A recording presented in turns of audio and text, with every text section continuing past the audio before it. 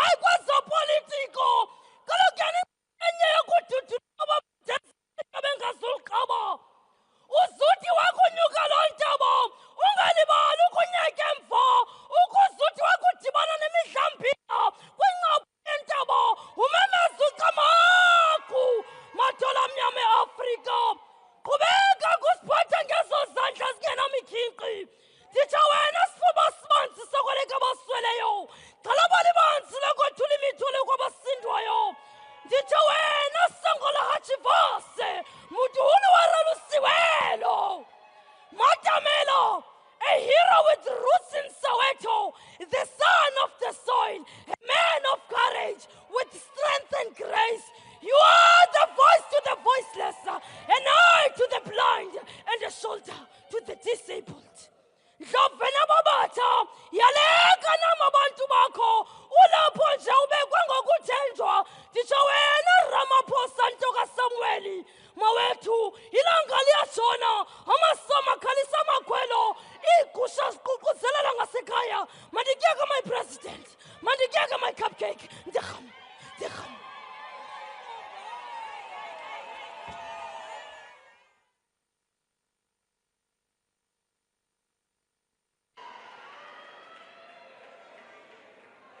Order, honorable members. Honorable members, there will now be an opportunity for silent prayer or meditation. As we do that, may we please acknowledge our fallen members of the armed forces in the Democratic Republic of Congo.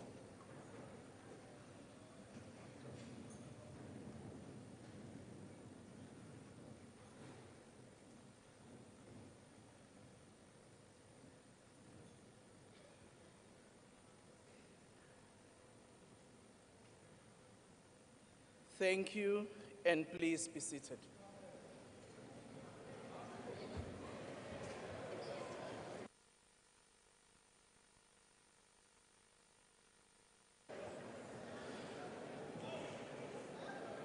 Order, honorable members.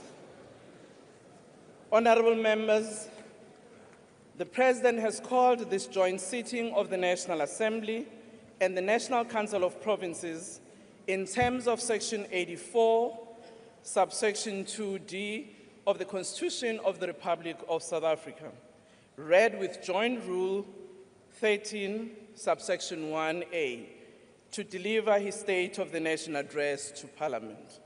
I now call on the Honorable the President to address the joint sitting.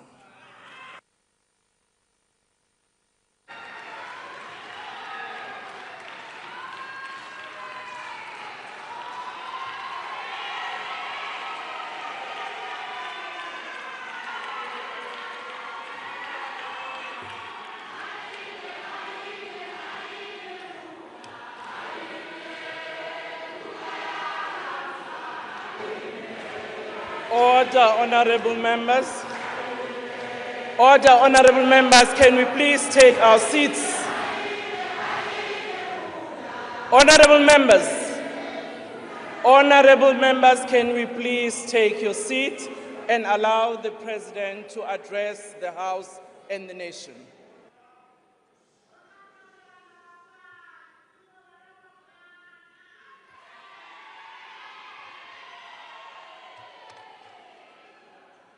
Speaker of the National Assembly, Ms. Toko Didiza,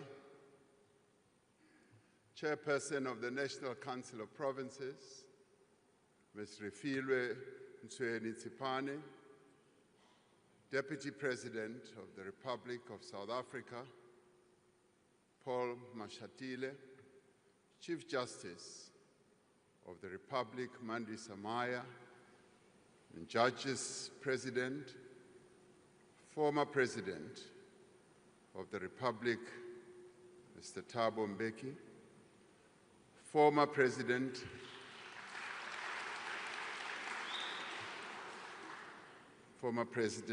Kgalema Motlanthe, former Deputy President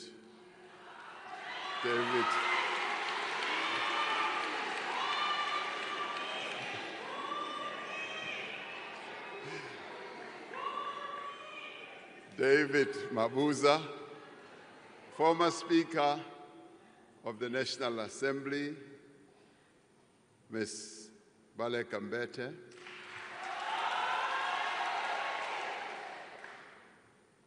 former Deputy Speaker of the National Assembly, Mr. Lichisa Tsinodi, and former Chairperson of the National Council of Provinces, Mr. Amos Masondo, Mayor of the City of Cape Town, Mr. Gordon Hill-Lewis, Dean of the Diplomatic Corps, regional deans, and heads of missions, members of parliament, and fellow South Africans. We gather here as we mourn the death and tragic death and devastating loss of 14 South African soldiers who were part of a mission to bring peace to the Eastern Democratic Republic of the Congo. We pay tribute and bow our heads to Staff Sergeant William Eddie Kola, Staff Sergeant Mulahlehi Ishmael Mulahlehi, Staff Sergeant Shahlane Theophilus Siepe, Corporal Matume Justice Malisa, Corporal Renae Nemabulani, Lance Bombardier Itumeleng MacDonald Mureo, Lance Corporal Tseke Moffat Mulapo, Lance Corporal Metsi Stensley Raswiswi, Rifleman Sibatane Richard Chokwe, Rifleman Derek Maluleke, Rifleman Tsidiso Andris Mabele, Rifleman Calvin Louis Moahi, Rifleman Moketi Joseph Mobe, Private Peter Jacobus Stradom. Speaker, I thank you for getting us to honor these fallen heroes. I have directed that a national flag be flown at half-mast in honor of these fallen heroes for a week starting from tomorrow morning. Alongside soldiers from other southern African countries, they lost their lives in defense of the fundamental right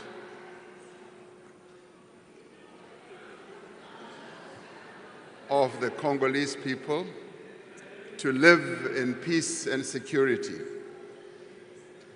They lost their lives not in the pursuit of resources or territory or power.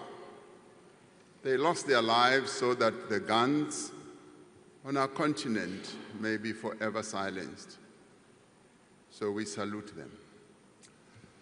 My fellow South Africans, this State of the Nation address is taking place as we celebrate 70 years since the adoption of the Freedom Charter at the Congress of the People in Kliptown in 1955. The Freedom Charter is the cornerstone of our democratic constitution. It sets out a vision of a united, non-racial, non-sexist, democratic and prosperous South Africa. It also sets out a vision of a country in which government is founded on the will of the people of South Africa, where the land is shared among those who work it, where the people share in the country's wealth and in all that the country produces and are all equal before the law. It is this vision that continues to guide us as we work to build the nation that we all want. It is the spirit of the Congress of the People that inspires us as we prepare for a national dialogue in which South Africans are once again called upon to chart a new path for our country. We must chart this path in a world that is rapidly changing. It is a world of both interdependence and competition, of cooperation and conflict. It is a multipolar world in which new countries are emerging to play a greater role in global affairs. We are seeing intensifying competition over issues such as trade, technology, and influence in global institutions.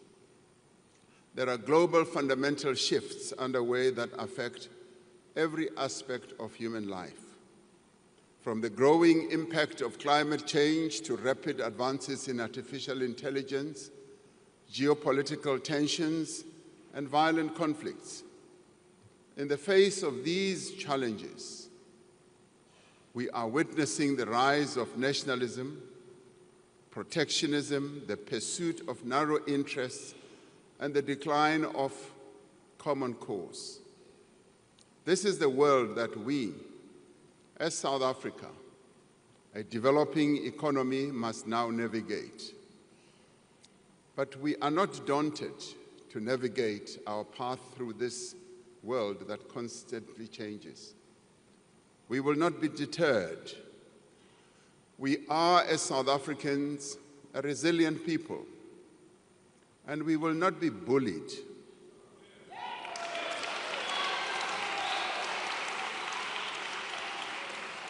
We will stand together as a united nation, and we will speak with one voice in defense of our national interests, our sovereignty, and our constitutional democracy.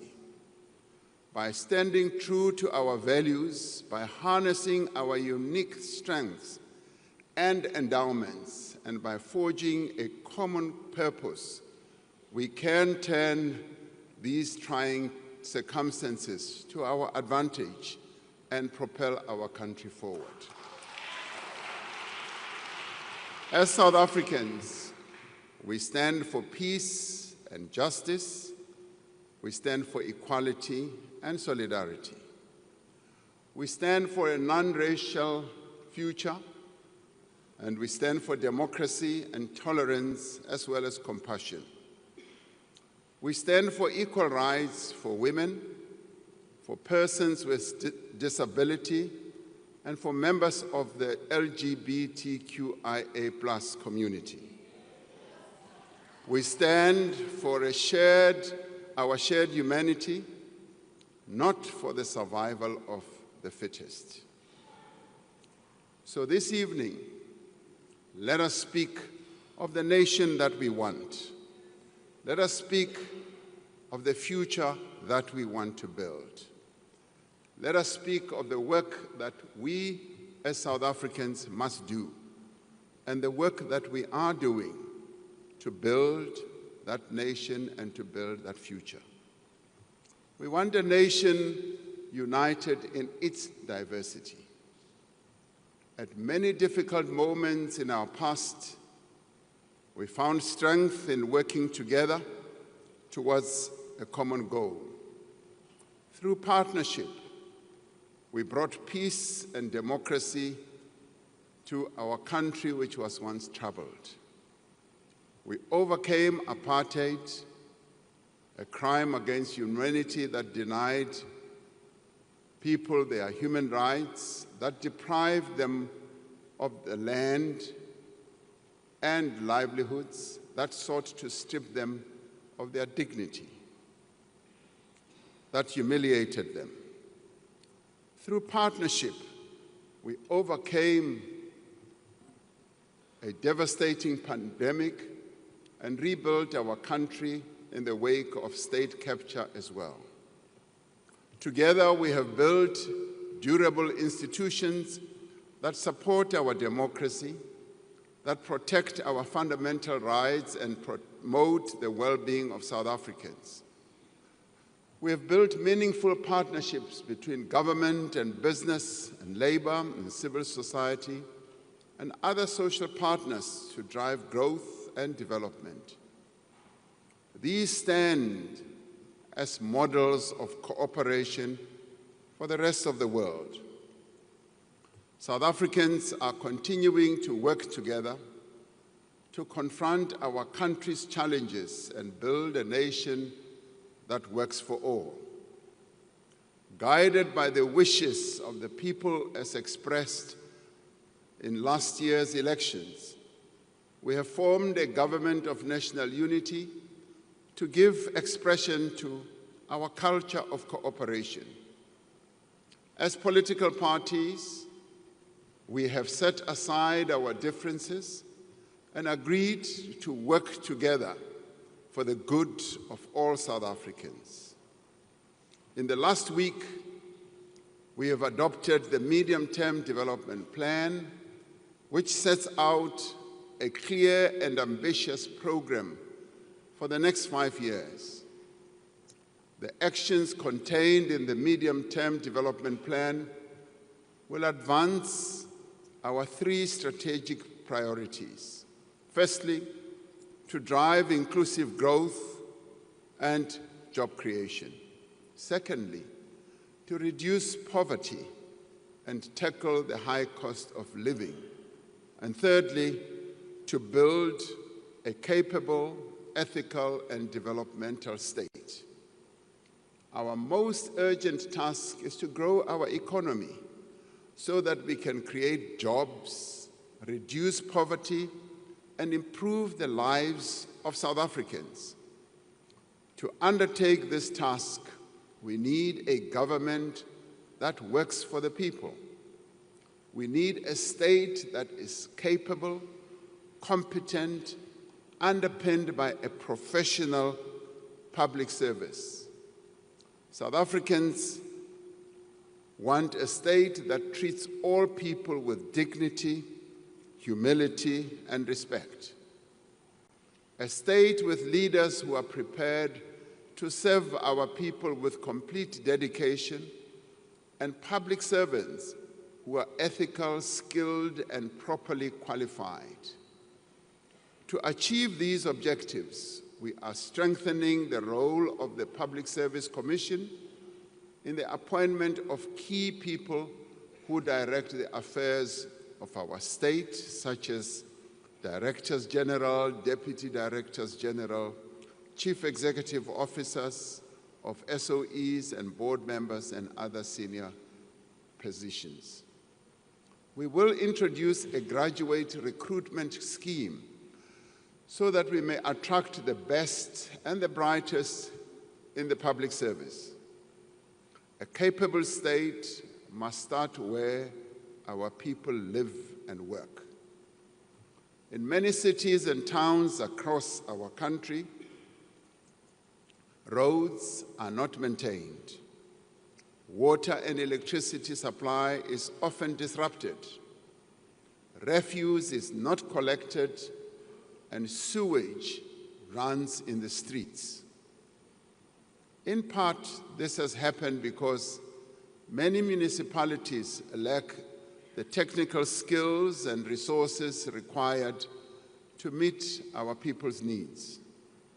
Many municipalities have not reinvested the revenue they earn or collect from these services into the upkeep of infrastructure. Starting this year, we will work with our municipalities to establish professionally managed ring-fenced utilities for water and electricity services to ensure that there is adequate investment and maintenance. Many of the challenges in municipalities also arise from the design of our local government system. We will therefore undertake extensive consultation to develop an updated white paper on local government to outline a modern and fit-for-purpose local government system. We will also review the funding model for municipalities. We will do so because many of our municipalities truly do not have a viable and sustainable revenue base. We will work with traditional leaders in the implementation of local development programs. We will also seek to work with our traditional leaders in ensuring that they continue their own work as we give them the recognition as the natural and indigenous leaders of our people. We will expand our support to municipalities that require assistance, drawing on the lessons of the Presidential eThekwini Working Group. We are seeing great progress in eThekwini as we implement the district development model, which enables all key role players, as in government, business, labor, and community-based organizations, to work together.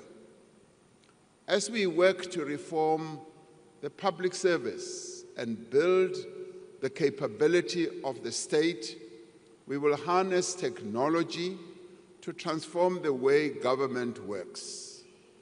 We will invest in digital public infrastructure to give South Africans access to government services anytime, anywhere, through a relaunched government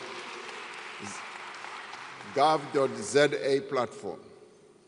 At the heart of this transformation will be the implementation of a digital identity system. Now, these measures will in the end transform the relationship between citizens and government and create one government that is accessible to every person at a touch. We want a nation with a thriving economy, an economy that benefits all. To create this virtuous cycle of investment, growth, and jobs, we must lift economic growth to above 3%. To achieve higher levels of economic growth, we are undertaking massive investment in new infrastructure while upgrading and maintaining the infrastructure that we have. We are developing innovative ways of funding infrastructure. We are engaging local and international finance institutions and investors to unlock 100 billion rand in infrastructure financing. A project preparation bid window has been launched to fast-track investment readiness. This includes revised regulations for public-private partnerships, which will unlock private sector expertise and funds. And government will spend more than 940 billion rand on infrastructure over the next 3 years. Now, this includes 375 billion rand in spending by state-owned enterprises, This funding will revitalize our roads and bridges. It will build dams and waterways. It will modernize our ports and airports and also power our economy.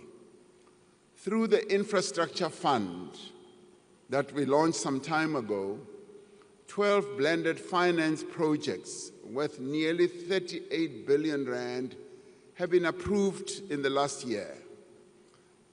These are projects in water and sanitation, student accommodation, transport, health, and energy as well. Construction of the M10 bridge in the Eastern Cape, the construction continues. This bridge will rise above the river between Port Edward and Lusikisiki and will become the tallest bridge in Africa.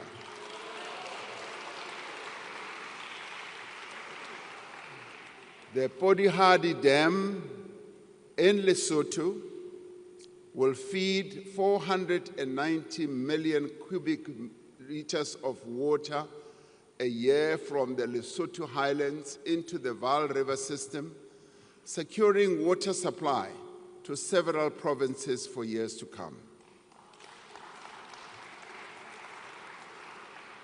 Working with international partners, we are revitalizing small harbors, unlocking economic opportunities for coastal communities. We're also looking very closely at the harbor that we will build in the Northern Cape, in Bochubai, because that is going to be a game changer for the Northern Cape. We are steadily removing the obstacles to meaningful and faster growth.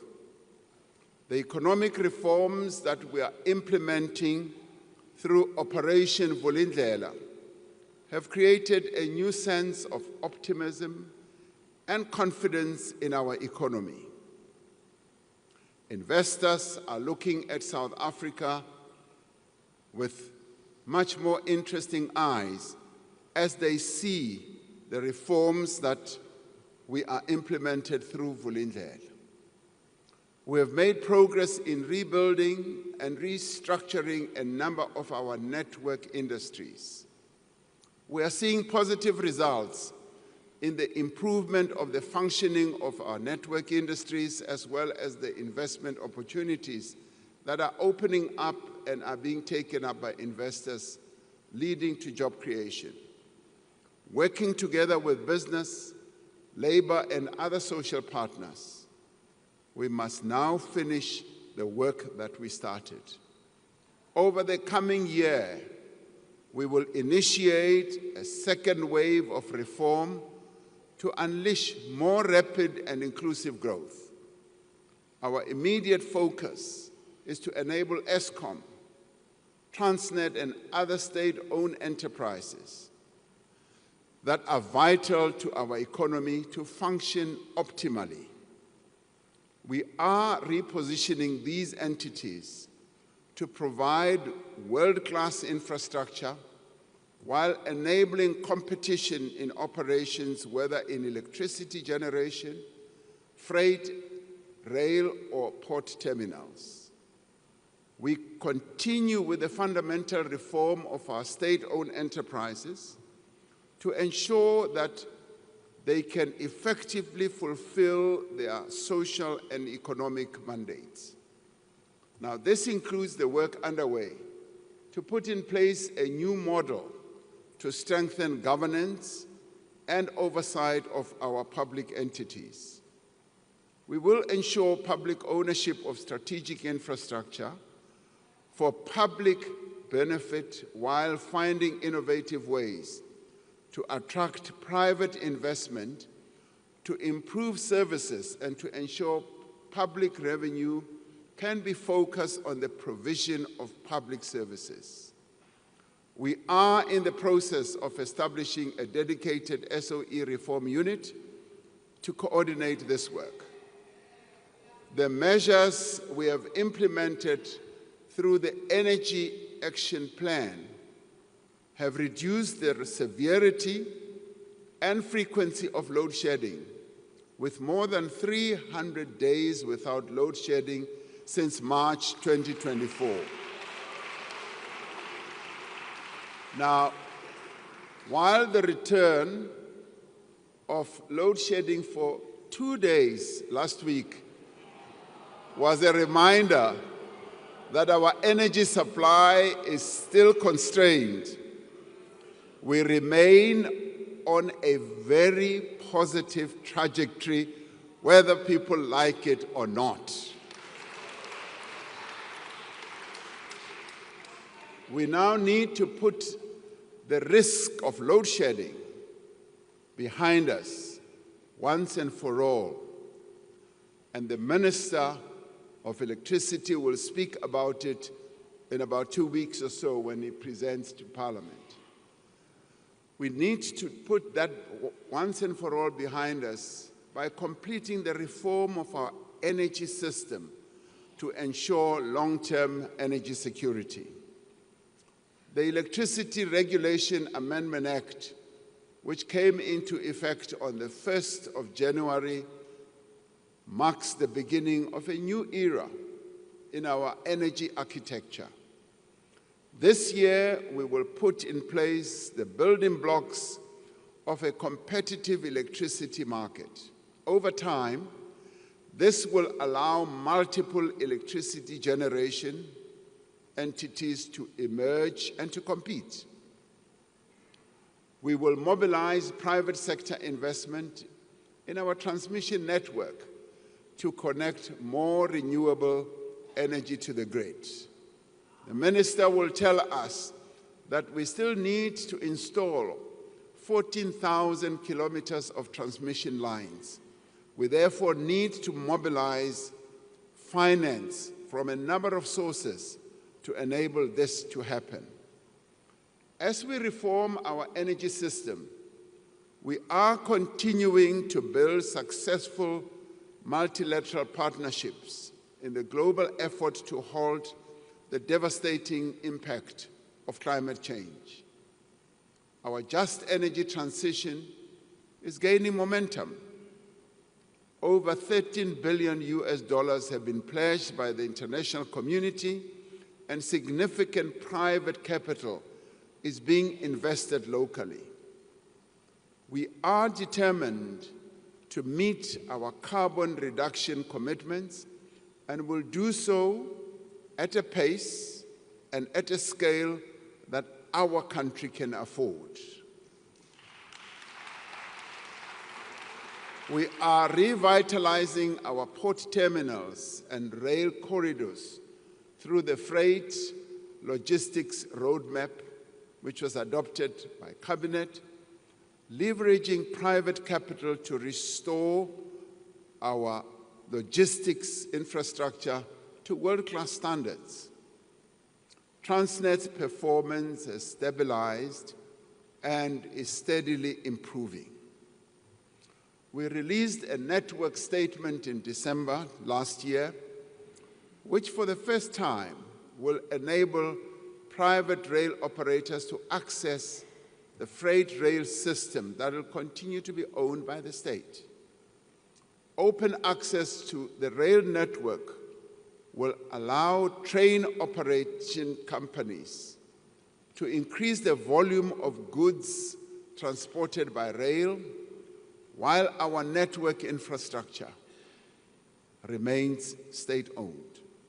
This will ensure that South African minerals, the vehicles that we manufacture, our agricultural produce reach international markets, securing jobs and earning much-needed revenue for our fiscus. New cranes and other port equipment are being commissioned to speed up the loading and unloading of cargo and reduce waiting times for ships in our various ports.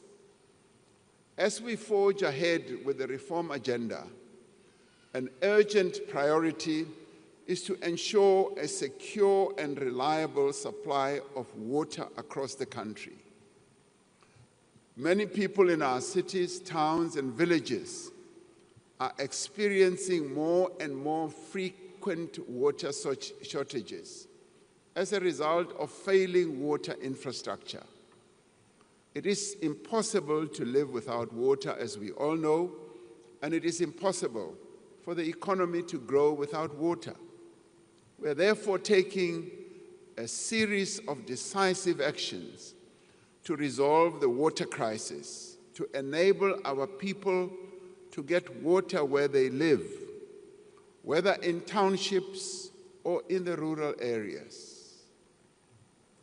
We are investing heavily in expanding our water resources.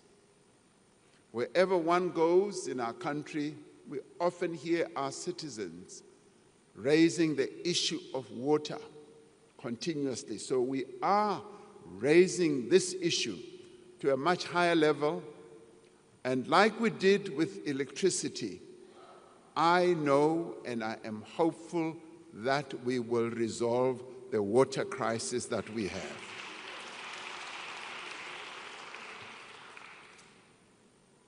Loko famba uya atindaweni to tala ukuma ku ri vakhegulu va rila hi yona mhaka leyi ya mati. Va ku byela ku ri hi hava mati, hi lava ku ri hulumeni a hi tisela mati, hi ta swi endla swaleswo. Hi lava ku ri mi tiva kahle laha mi nga tshama kona ku ri mati a ta va kona, hi ta wa tisa mi wa kuma. To date, the Infrastructure Fund has secured 23 billion rand for 7 large water infrastructure projects.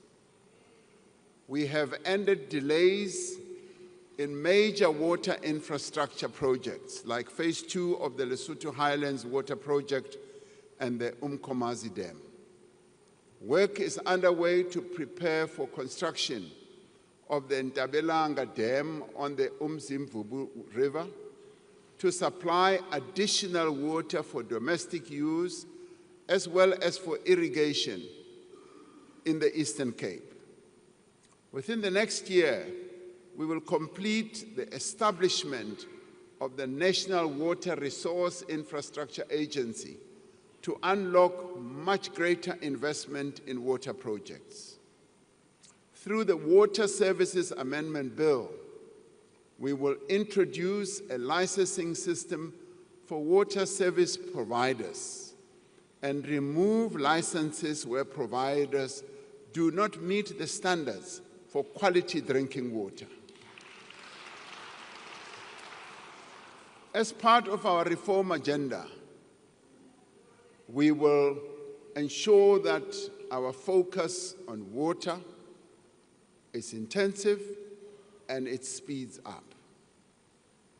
As we move ahead with our reform processes, we will continue to enhance our visa system to make it easier for skilled people to invest in our country and to grow tourism. This year, we will launch the electronic travel authorization system to enable a secure, fully digital visa application process. Now, this system will use artificial intelligence and automation to reduce the scope of corruption and enable rapid turnaround times for tourist visas. We have cleared over 90% of the backlog of more than 300,000 visa applications.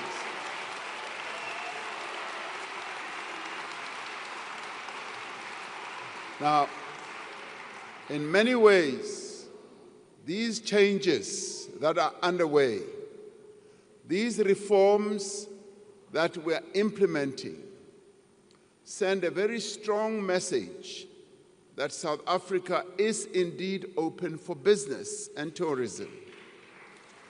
As we open for tourism, the Chinese market, the Indian market, the market in the Middle East, the market in Europe and all over, are waiting to come as tourists to our country.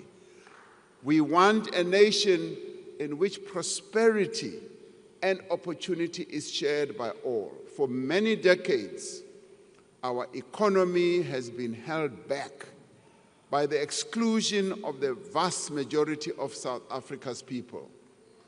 Black South Africans were deprived of land, of capital, of skills, and of opportunities. Our economy was starved of the potential that it has. And this is why we need to transform our economy and to make it more inclusive.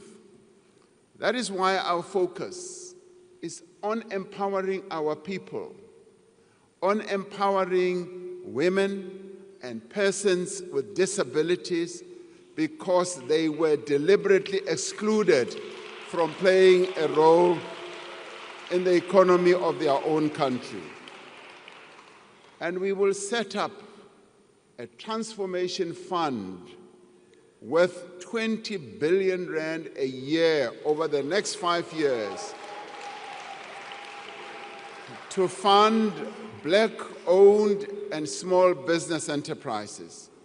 We will fast-track the regulations of the Public Procurement Act to ensure that businesses that are owned by women, by young people, and persons with disabilities receive equitable opportunities in government contracts. And we have started and will continue to train women entrepreneurs to enable them to compete for government tenders. In November last year, we launched the National Skills Fund Disabilities Program. In its first phase, this transformative initiative will empower over 10,000 persons with disabilities through tailoring training for them and through ensuring that they get stipends and specialized tools. This part of the work we must undertake as business, as government and labor and civil society to enable people with disabilities to play an important role in the economy of our country. For far too long, they've been relegated to the back rooms of everything. Through these programs, we are not only righting a grave historical wrong, we are unleashing the potential of our economy for sustained growth. We want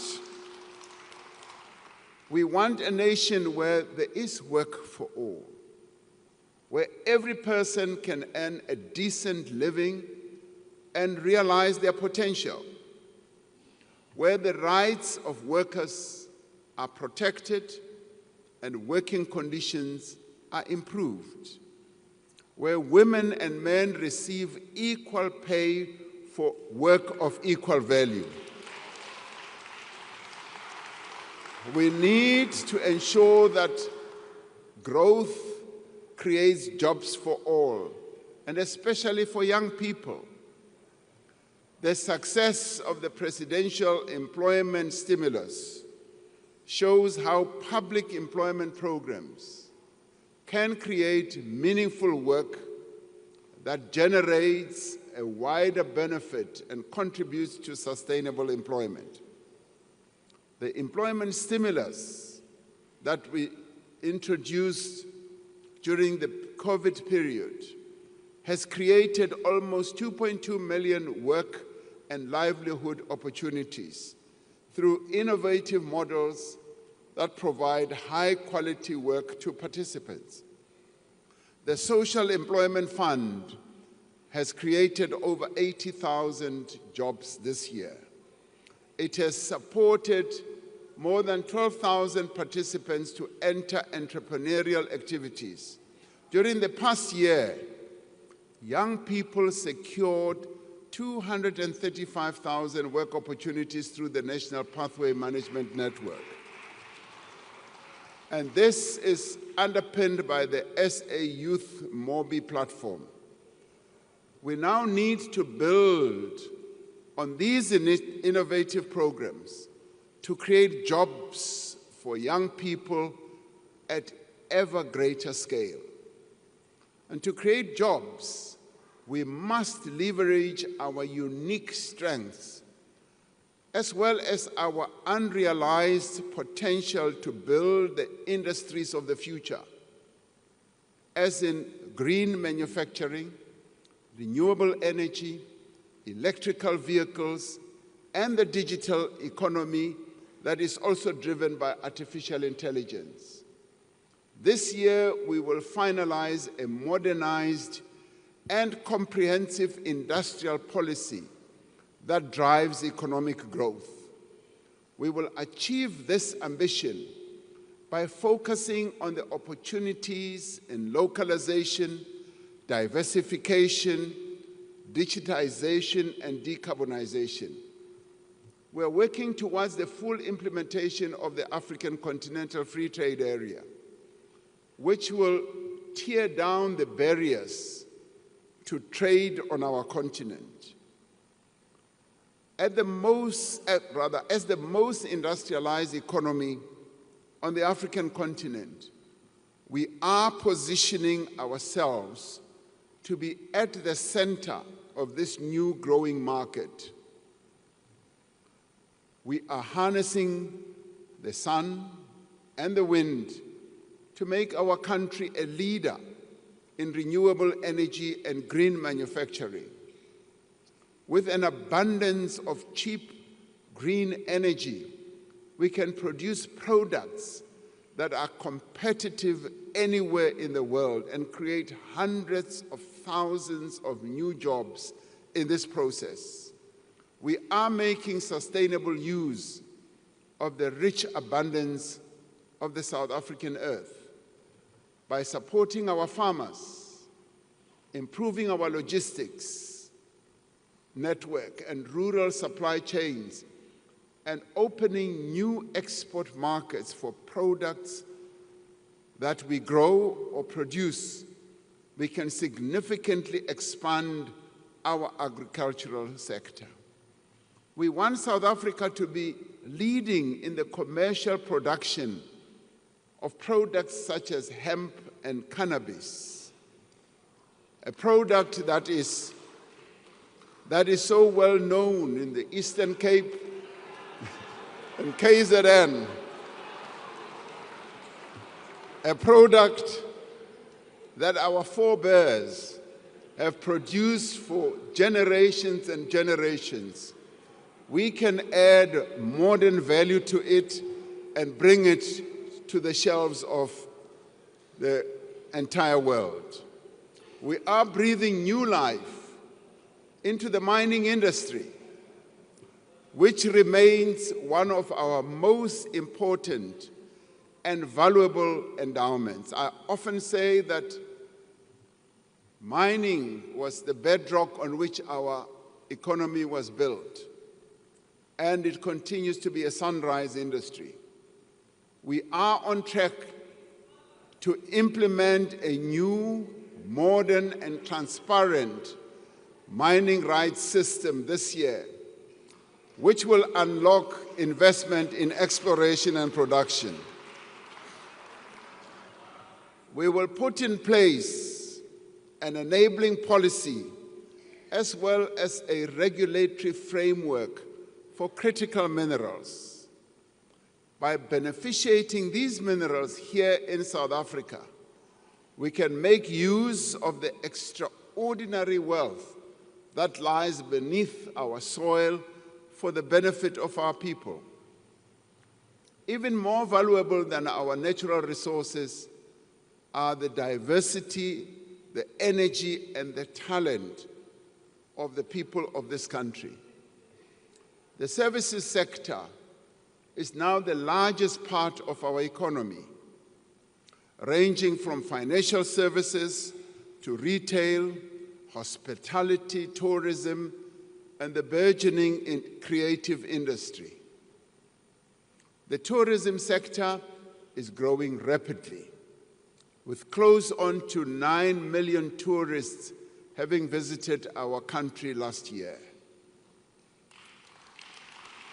One of the attractive sites in our country, which we want to see growing more and more, is Robben Island. I visited Robben Island on the 8th of January. And I got to hear that in a year they are now going to receive 300,000. They want to grow it to 500,000 visitors in a year. And most of these visitors are South Africans. So we will grow tourism through our visa reforms, through increasing the number of flights to key destinations, and through the marketing of our country as the best country to visit in the world. And we have also seen strong growth in digital services, as well as business process outsourcing, as well as data centers. As the need for data grows in the world, our country is seen as a reservoir of having data centers. And this is continuing to create jobs for young people. To support this growth, we are investing in skills development for the industries of the future. The Jobs Boost Fund has pioneered a new model that links funding for skills in demand for the successful placement and particularly employment of young people. We are expanding our support for small and medium enterprises and for the informal economy, which sustains millions of jobs as well as livelihoods across our country. This includes streamlining funding for small businesses, unlocking venture capital for high-growth startups, and developing a regulatory environment that enables rather than restricts informal enterprises. To build an innovative economy, the Department of Science and Technology and Innovation will establish an innovation fund to provide venture capital to tech startups that emerge from our higher education institutions. We are calling on business to use the SA Youth Mobi platform, which currently has some 4.5 million young people registered for their hiring purposes. We're calling on business to support the Youth Employment Service to scale up workplace experience opportunities over the coming year. We want a nation where no one goes hungry. For 30 years, since the dawn of democracy, we have worked together to reduce poverty. Today, our country spends around 60% of our national budget on the social wage,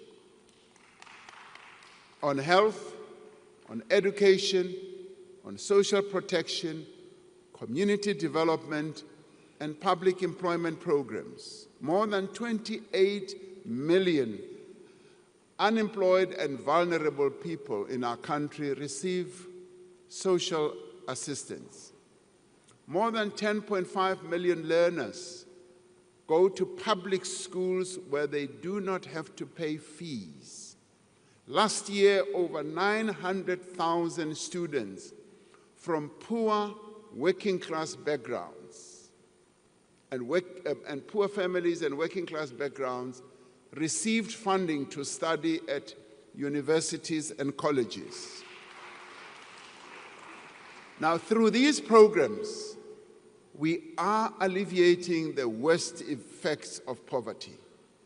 We are providing the means through which South Africans can rise above poverty that has been passed down from one generation to the next. But we have much to do, and much more work needs to be done to end poverty in our country.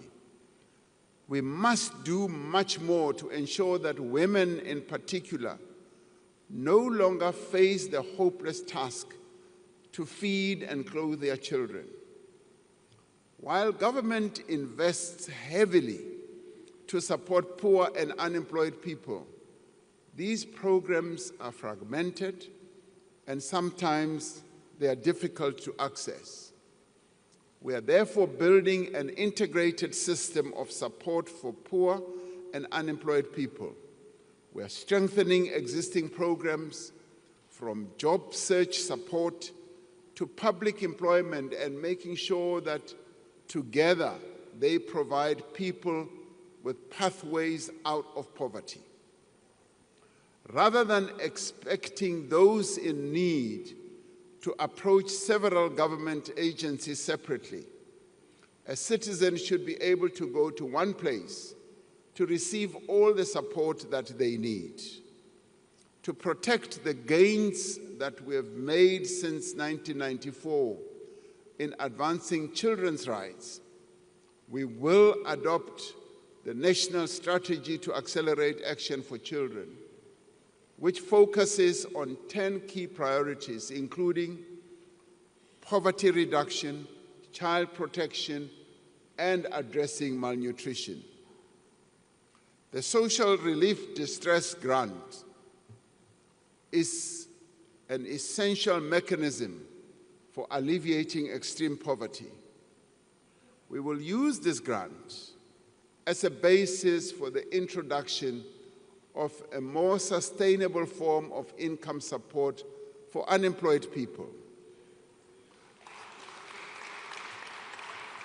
Now, central to our efforts to end poverty and to develop our economy is to provide decent, quality education to every South African. We are immensely proud of the achievements of the matric class of 2024.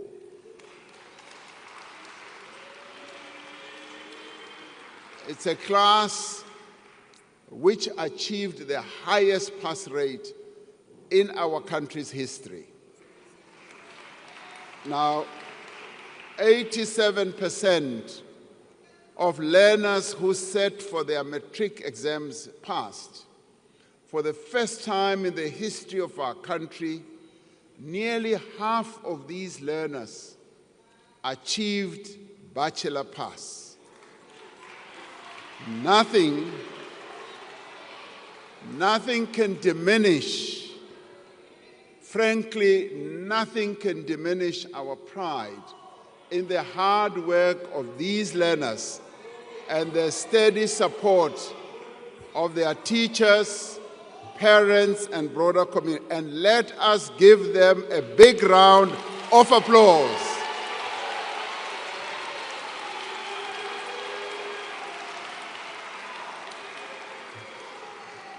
We should all be proud of the class of 2024. But our immediate focus is to expand access to early childhood development for every child.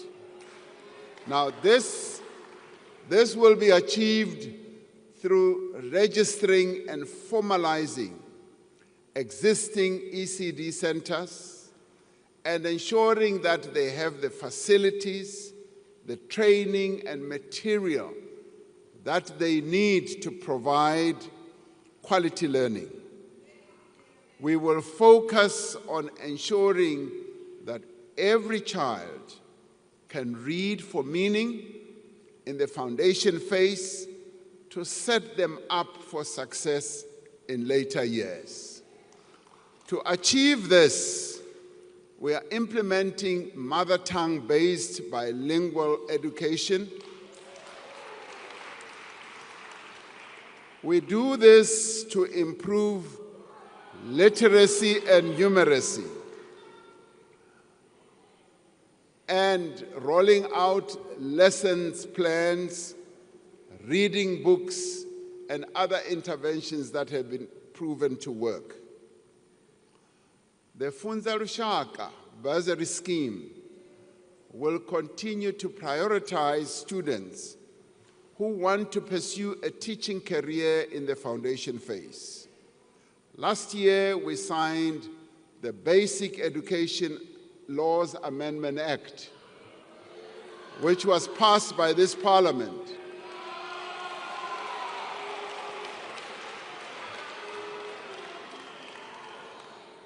Now, this act is pivotal for ensuring that education is accessible and is inclusive for all South Africans. This year, the Minister of Basic Education will introduce national policy, the norms and the standards and regulations to empower all partners in the basic education field to support the implementation of the Act.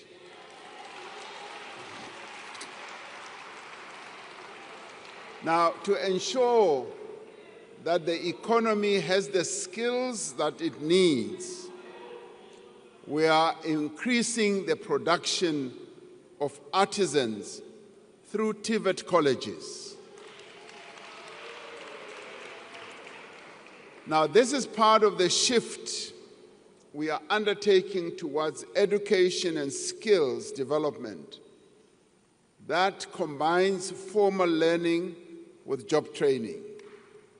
Now, drawing on the models that have proven to be so successful in other countries, we're calling on the private sector to offer young people experiential learning opportunities while they undertake their studies. We are implementing phase 1 of the comprehensive student funding model for higher education to address the needs of the missing middle. This will support approximately 10,000 students in the first year. We want a nation in which there is quality health care for all. This year, we will proceed with the preparatory work for the establishment of the National Health Insurance.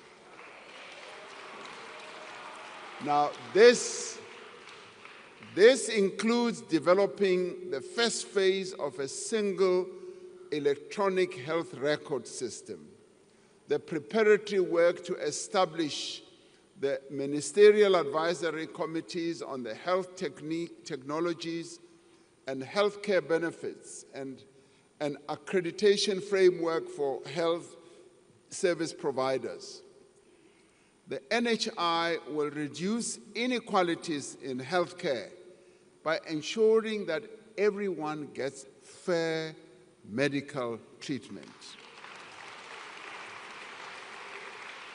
Now, the NHI will save many lives by providing a package of services that include, for example, even more especially, maternal and newborn care and services also for people living with HIV, those with TB, and those suffering from non-communicable diseases such as heart disease, cancer, and diabetes. Our most immediate priority is to strengthen the health system and improve the quality of care. A vital part of this is the modernization, the improvement, and the maintenance of existing health facilities and the construction of new hospitals and clinics. A number of hospitals are under construction or are undergoing revitalization. Now, these include the Limpopo Central Hospital, the Siloam District Hospital in Limpopo, the Tlhabeng Regional Hospital in the Free State, the Bambisana District Hospital, Zitulele District Hospital in the Eastern Cape, and the Bophelong Psychiatric Hospital in Northwest. Now, our projects, rather other projects, are at various stages of design and development. Now, this includes the replacement of 3 existing new central hospitals, 5 new district hospitals, 5 community health centers, and a new psychiatric hospital. To improve patient experience, we are putting more emphasis on reducing waiting times, cleanliness, and staff attitudes in the public health facilities. We are encouraged by the great progress the country has made towards ending HIV and AIDS as a public health threat. By the end of March 2024, 96% of people living with HIV knew their status. 79% of these were on antiretroviral treatment, and 94% of these were on treatment with virally suppressed conditions.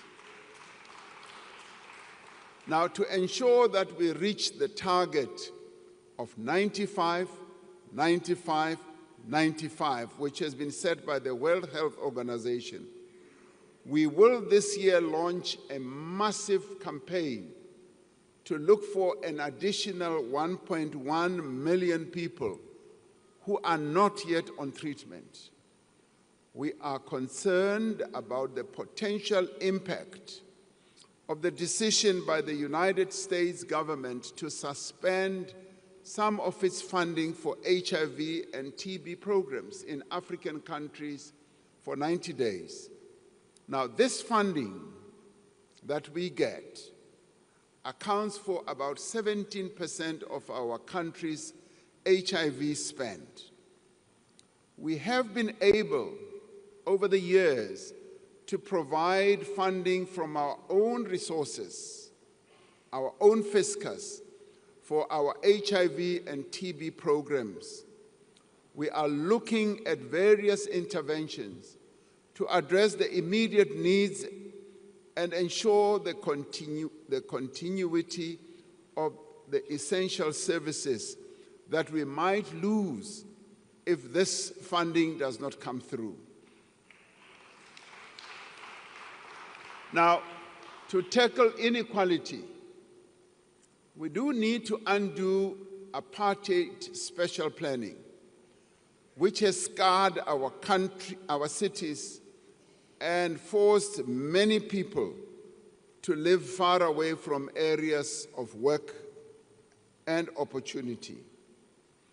We have delivered millions of housing opportunities since 1994, providing safety as well as dignity to poor households.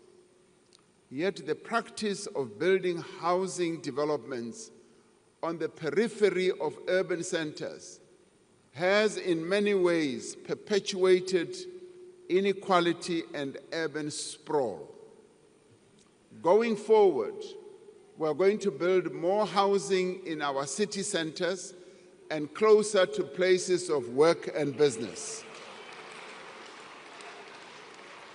Now, we are redesigning our housing subsidies and directing more funding towards programs that enable people to buy or rent a home in an area of their choice.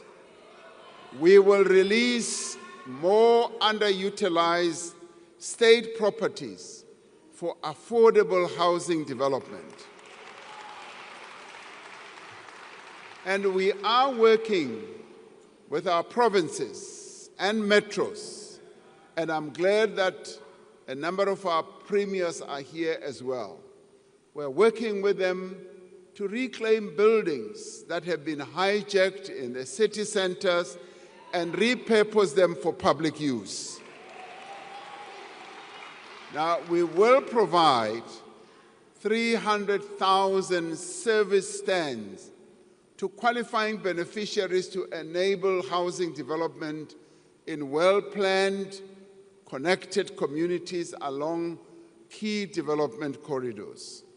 We will clear the backlog of title deeds for subsidized housing, turning homes into household assets.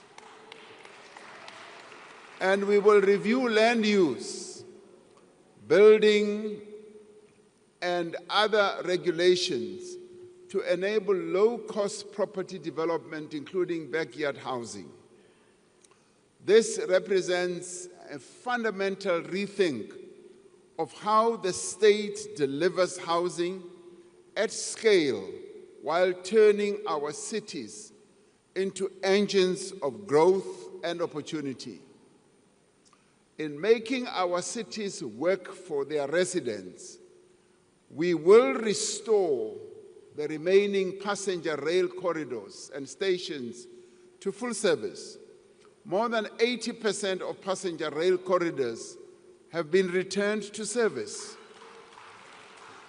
Now, PRASA has introduced over 200 modern, locally produced trains on its network to provide a low-cost option for public transport. Over the next 5 years, we will restore PRASA's signaling system so that we can put all our new trains to work and commuters can be assured that they can reach work safely, affordably, and on time. Now, we also want a nation in which everyone is safe. The police continue to work with other law enforcement agencies to dismantle organized crime syndicates and combat financial and violent crimes. The South African police has partnered with the metropolitan municipalities and continues to work with communities to fight crime in the priority provinces where crime is particularly high. Now, we are intensifying Operation Shanela.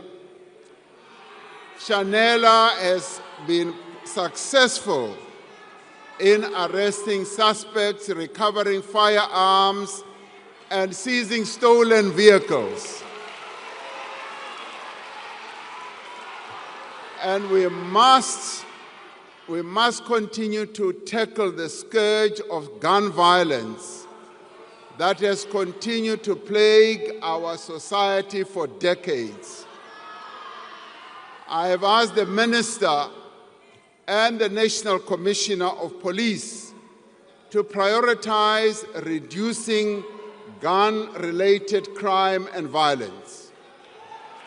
Now, this includes preventing the diversion of firearms into the illicit market and recovering illegal firearms in circulation. We know from international evidence and our own experience that this is the most effective way to reduce overall violent crime. The detective service, which is crucial to solving cases, will expand by 4,000 personnel through the internal recruitment processes.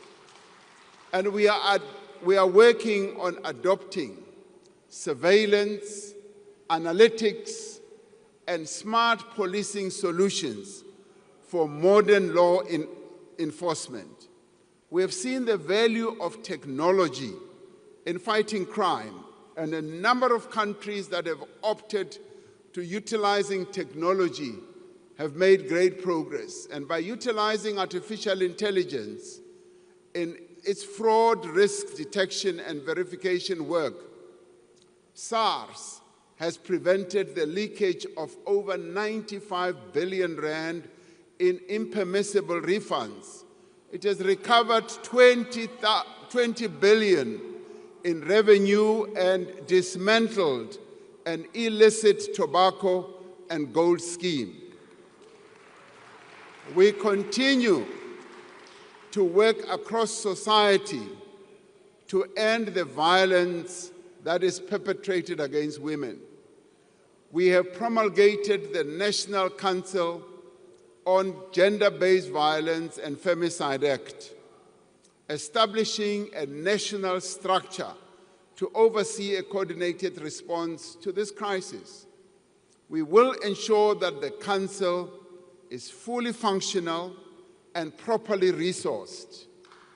We continue to strengthen support to victims of gender-based violence.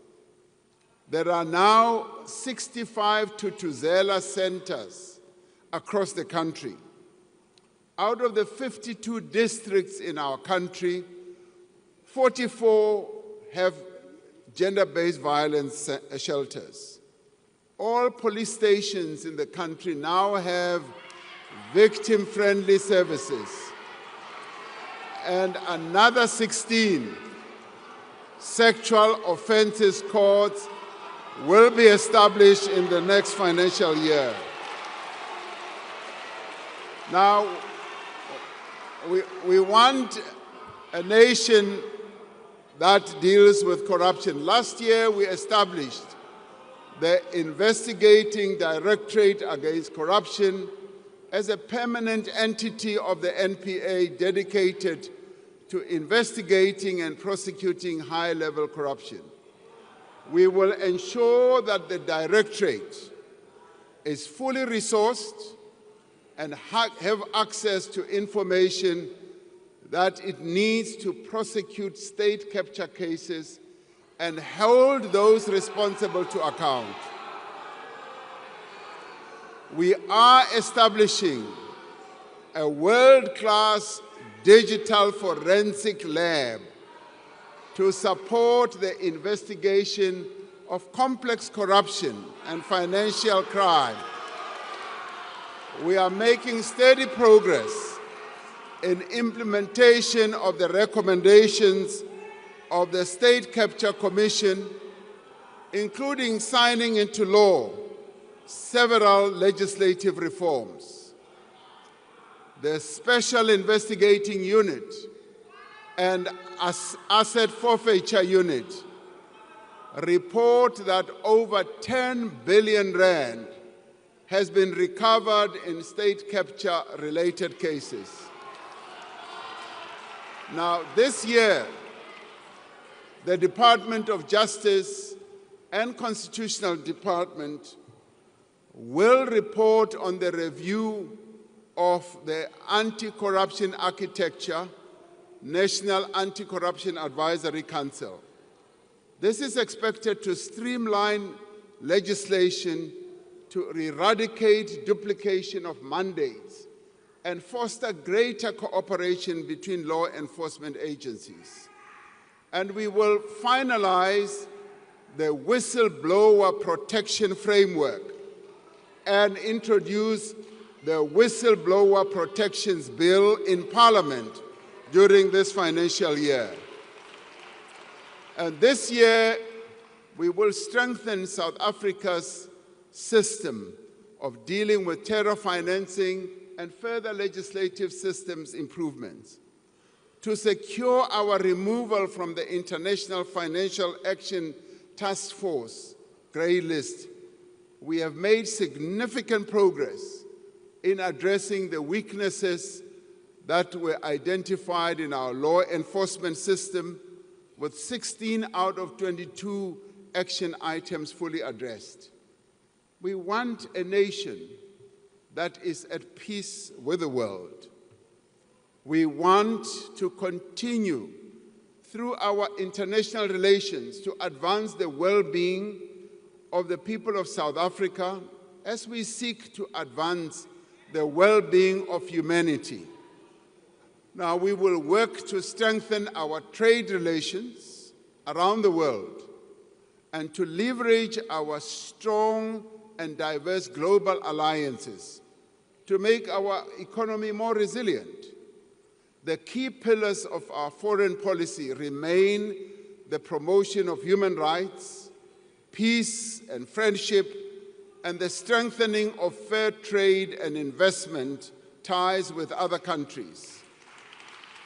Now, these are the principles that guide our presidency of the G20 this year.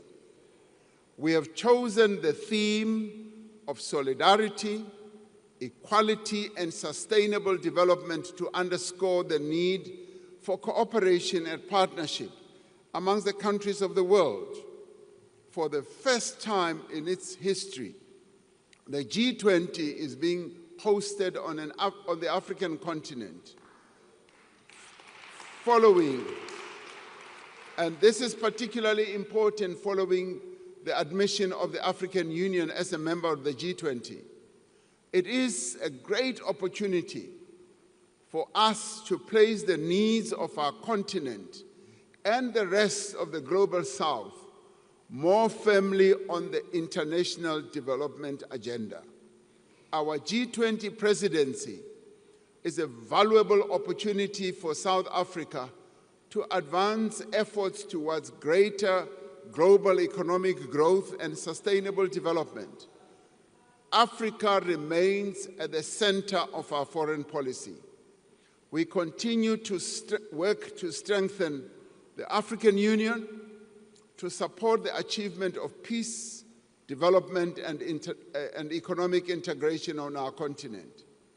We know that our future prosperity is intricately linked and bound to the prosperity of the African continent. For South Africa to thrive, we must ensure that Africa does indeed thrive as well. And we must silence the guns on our continent.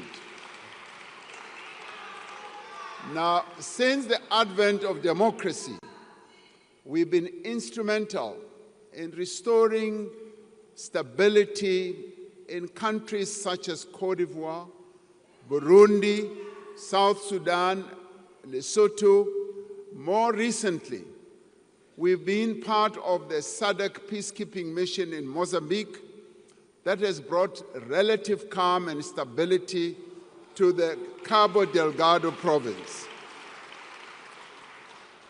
The presence of South African peacekeepers in the eastern DRC is testament to our continued commitment to peaceful resolution of one of the world's most intractable conflicts that has gone on for years and that has cost millions of lives and displaced many people. Now, we call on all parties to embrace the current diplomatic efforts to find a peaceful resolution, including honoring the Luanda process. We will attend the joint summit between SADC and the East African Community scheduled to take place in Tanzania this weekend, where we will reiterate our call for a ceasefire and a resumption of talks to find a just and enduring solution, and we will make sure that our boys, our soldiers do come back home.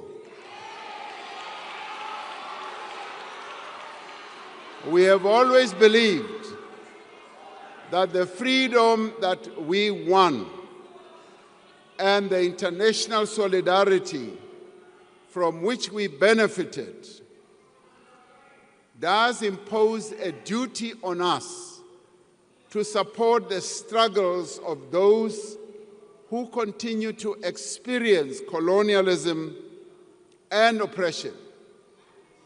South Africa continues to stand in solidarity with the people of Palestine, who have endured decades of illegal occupation and are now experiencing indescribable suffering. And South Africa has acted in accordance with its obligations under the Genocide Convention by instituting proceedings against Israel in the International Court of Justice.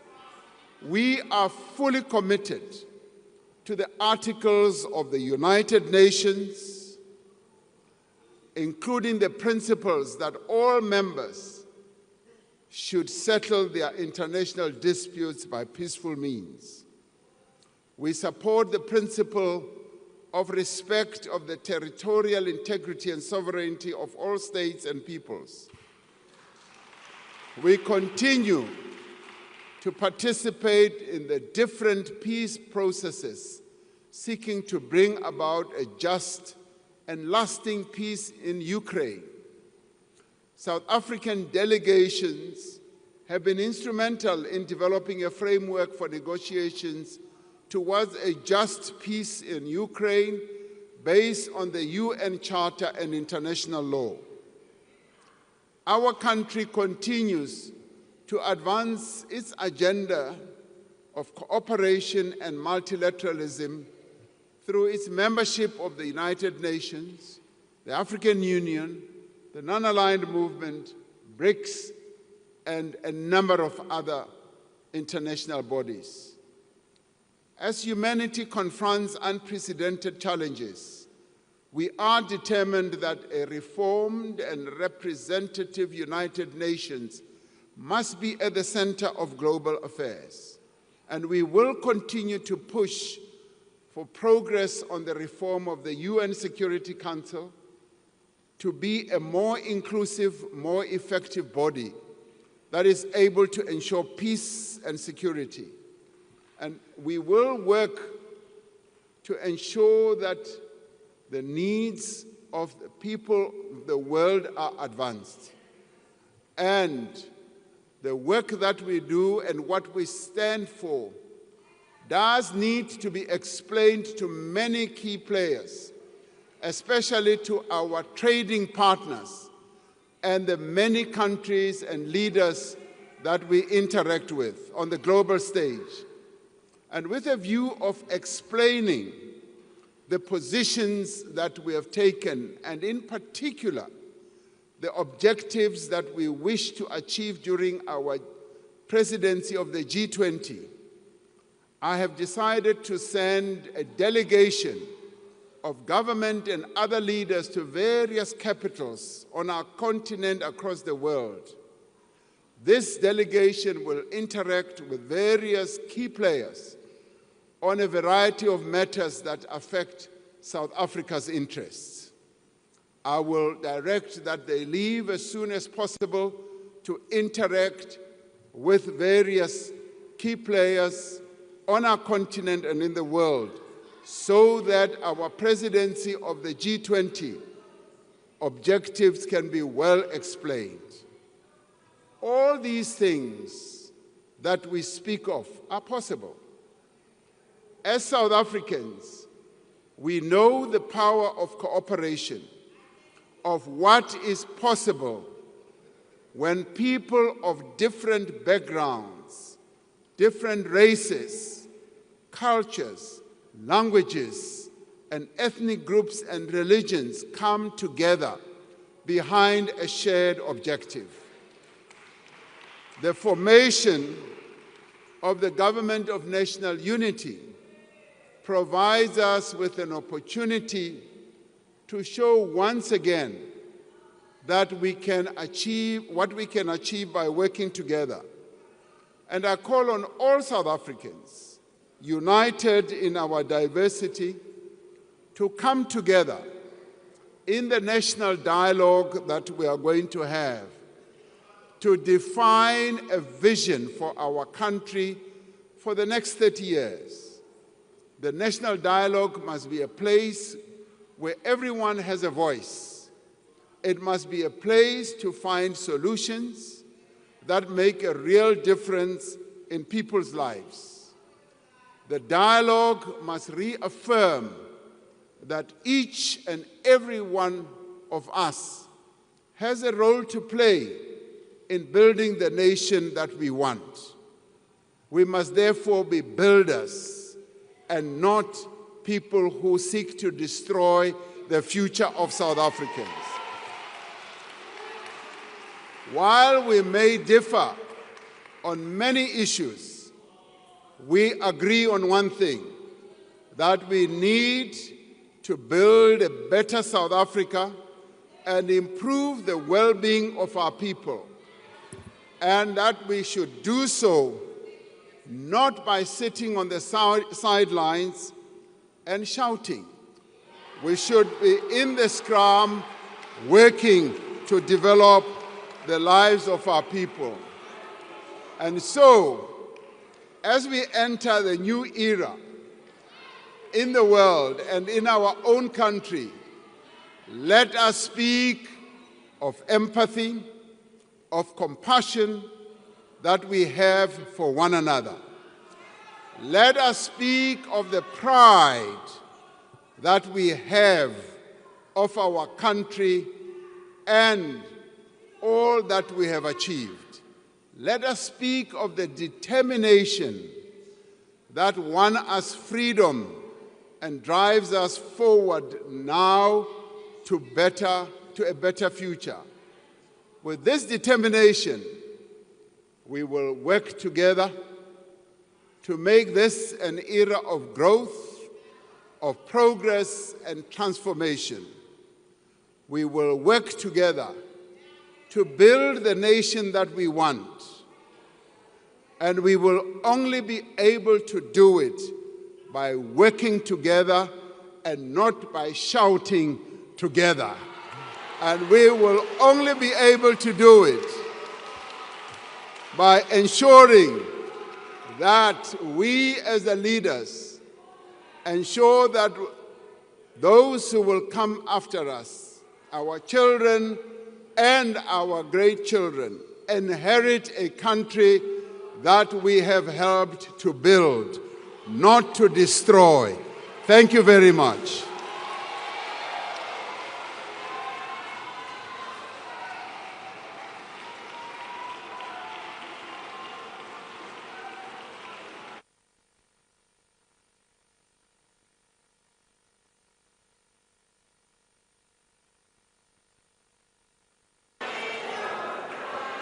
Order, honorable members, order. Order, honorable members. I thank the Honorable, the President. Order, honorable members. After I have adjourned the joint sitting, members should rise and remain at their places until the procession has left the chamber.